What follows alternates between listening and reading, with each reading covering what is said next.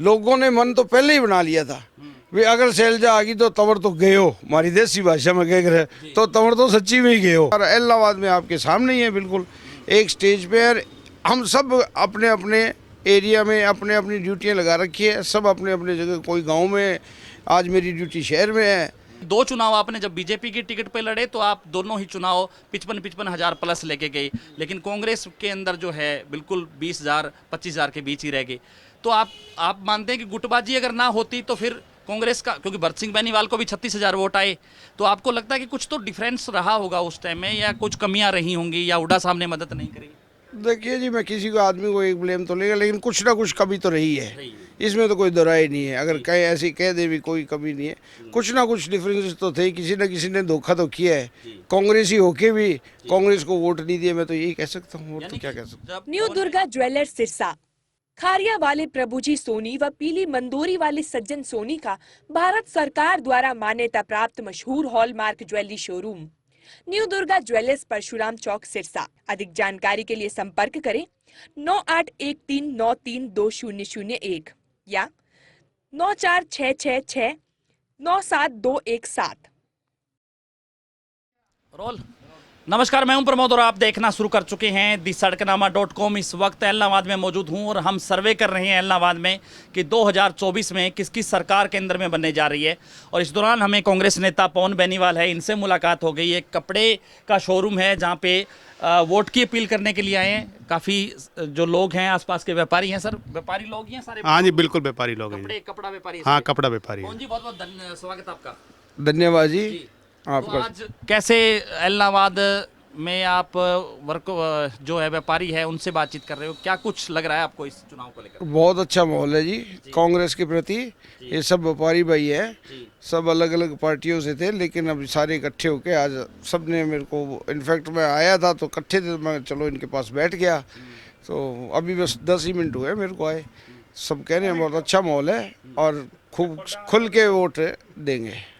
तो आपको क्या लग रहा है कि ये सिरसा लोकसभा मुकाबला बराबर का है, या कांटे की टक्कर है, या एक तरफा चुनाव है? कैसे, मतलब सेंटीमेंट क्या है पूरे चुनाव का? एक तरफा चुनाव है जी। असल बात तो ये एक तरफा है, कुमारी शैलजा जी की तरफ ये चुनाव झुक चुका है, पलड़ा बहुत डिफरेंस आ गया, एक बड़ा डिफरेंस, बहुत बड़े मार्जिन से बहन शैलजा जी जीतने वाली है।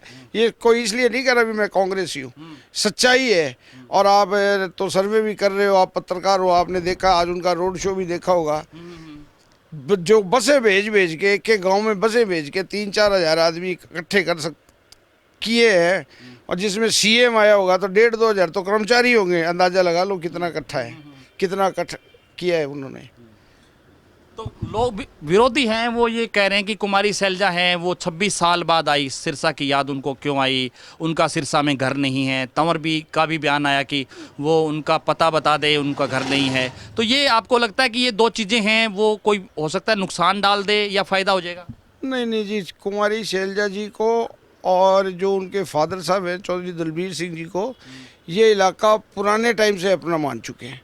उनके फादर साहब यहाँ से शायद 4 बार ही MP रह चुके हैं, 3 बार या 4 बार, 4 बार लड़ चुके हैं, 3 बार रह चुके हैं।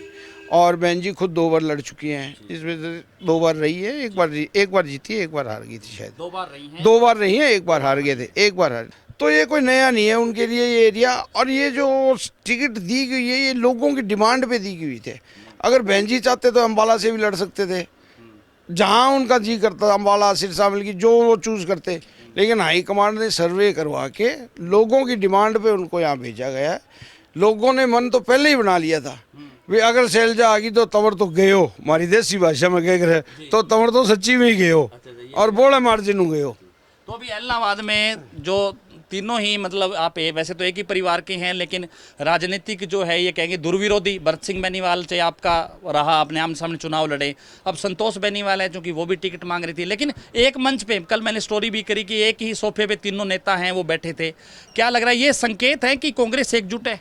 बिल्कुल जी, कांग्रेस आज के दिन सारे हरियाणा में एकजुट है, और हरियाणा में क्या सारे हिंदुस्तान में ही एकजुट है, और हरियाणा में खास करके, और इलाहाबाद में आपके सामने ही है, बिल्कुल एक स्टेज पे हम सब अपने अपने एरिया में अपने अपनी ड्यूटियां लगा रखी है, सब अपने अपने जगह, कोई गांव में, आज मेरी ड्यूटी शहर में है, वो कोई किसी तरफ लगी हुई है, किसी की एलनाबाद एरिया में लगी हुई है, किसी की पुराने 45 एरिया में लगी हुई है, जो पुराना दड़बाल का कहलाता है उस एरिया में लगी हुई है।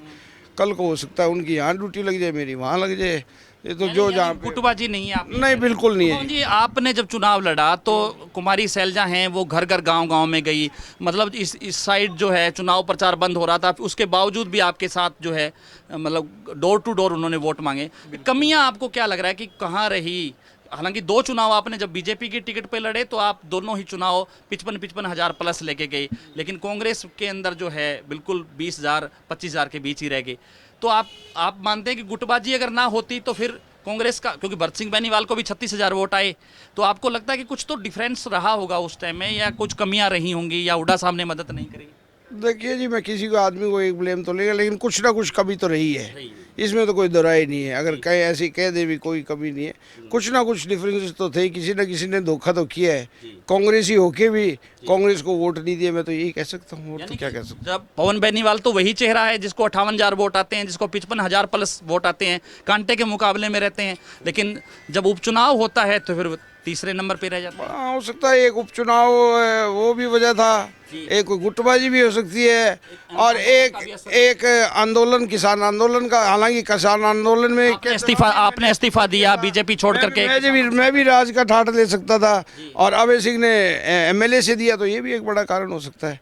लोगों ने, एक कारण ये था भी लोगों ने सोचा भी बीजेपी ना जीत जाए, इसलिए इन्हें लोग वोट डाल दिए, तो कुछ वोट है यानी कि बीजेपी नहीं जीतने चाहिए, चाहे अभय सिंह जीत जाए, बस ये बड़ा का, ये भी एक बहुत इस पोजीशन में जो तीसरा नंबर का कैंडिडेट होता है वो डाउन चला जाता है, उसको नुकसान हो जाता है, उसको नुकसान हो जाता है। यही बात, ये भी एक बात हो सकती नहीं है, थी ये बात, बिल्कुल तो थी। अभी क्या लग रहा है कि पूरी तरह से यानी कि एकजुट कांग्रेस या पुरानी उस तरीके की व्यवस्था नहीं होगी, खास करके आपके एलनाबाद में जैसे तीनों ही नेता साथ चल रहे हैं, तो मदद करेंगे कुमारी शैलजा की खुल करके? बिल्कुल जी, अभी तक तो सब खुल के कर रहे हैं और आगे भी करते रहेंगे, बिल्कुल करेंगे, और पॉजिटिव रिजल्ट रहेंगे एलनाबाद से। आप आश्चर्य न माने, 9 के 9 हल्कों में सबसे अच्छा रिजल्ट एलनाबाद का रह सकता है। धन्यवाद। हमारे साथ जुड़े पवन बेनीवाल, जिन्होंने दावा किया है कि कांग्रेस 9 विधानसभा क्षेत्रों में जीतेगी और सबसे ज़्यादा मार्जिन है वो एलनाबाद का रहने वाला है। और आज एलनाबाद में जो कपड़ा व्यापारी है उनसे भी मिले हैं, हम उनसे भी चर्चा कर लेते हैं। सर, क्या कुछ रहने वाला है एलनाबाद में? जी, एलनाबाद में बहन कुमारी शैलजा का एक तरफा माहौल है जी। कम से कम अगर आप मानो तो कम से कम 2 लाख वोटों से ऊपर जीतेंगी एलनाबाद। हाँ, यानी लोकसभा नहीं, लोकसभा क्षेत्र से एलनाबाद प्रॉपर से मुझे लगता है भी 5,000 की लीड करेंगी। 5,000 की लीड। हाँ, एलनाबाद लोकल से, शहर से। तो शैलजा जी तो लोगों के यहाँ दिल में बसी हुई है, ऐसा नहीं है भी। तंवर जी के आने के बाद बिना शैलजा जी के डिक्लेयर हुए नाम वैसे ही पहले चल पड़ा था कि बहन शैलजा जी अगर आ गई तो जीत जाएंगी, और वो एक तरफा माहौल ही बन गया है। धन्यवाद। तो ज़्यादा से ज़्यादा इस वीडियो को आप शेयर जरूर कर दीजिए और कमेंट सेक्शन में आप अपनी राय जरूर दीजिए कि इस पूरी वीडियो को लेकर के आप क्या सोचते हैं। बहुत बहुत शुक्रिया।